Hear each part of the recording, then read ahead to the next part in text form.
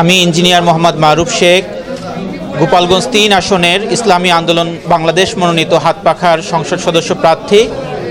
আমাদের সাংগঠনিক প্রতীক হাতপাখা নির্বাচন কমিশন থেকে আগে থেকেই নির্ধারিত।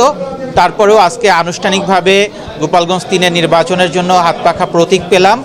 ইনশাআল্লাহ হাতপাখা গোপালগঞ্জ ৩ আসনের জন্য একটা পরিচিত প্রতীক, কারণ এই হাতপাখা প্রতীক বিগত 18 সালের নির্বাচনে আমি এই হাতপাখা প্রতীক থেকে এই 3 আসন থেকে নির্বাচন করেছি। এবার আবার নির্বাচন করছি। আমার আসনের ভোটাররা হাতপাখা প্রতীককে ভালোবাসে, হাতপাখা প্রতীককে চিনে। তো ইনশাআল্লাহ আলহামদুলিল্লাহ আমরা এখন জোরদার প্রচারণা শুরু করব। আমরা আশা করছি যে নির্বাচনের জন্য সুষ্ঠু পরিবেশ থাকবে।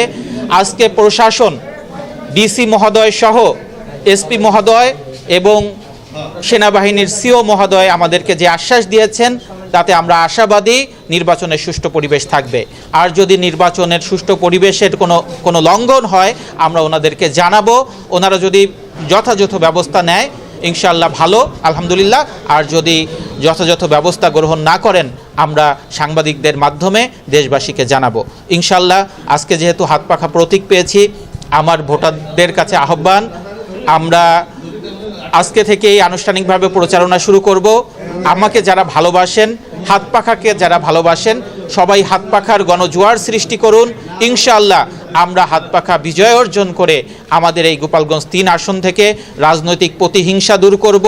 মানুষ যাতে তার নিজ গৃহে শান্তিতে ঘুমাইতে পারে সেই পরিবেশ সৃষ্টি করব। যুবকদের জন্য কাজ করব, যুবকদের জন্য কর্মসংস্থানের ব্যবস্থা করব এবং সকল ব্যবসায়ী সহ সকল পেশাজীবী মানুষের জন্য আমরা কাজ করব।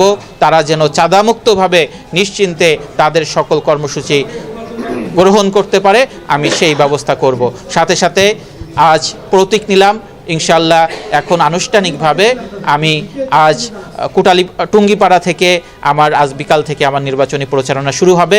সাংবাদিকদের ধন্যবাদ, সাংবাদিকরা আমার সাথে আছেন। ইনশাআল্লাহ নির্বাচনের শেষ পর্যন্ত আপনারা নিরপেক্ষতা বজায় রেখে সকল প্রার্থীর প্রচারণা করবেন, এই আশা আমি করছি।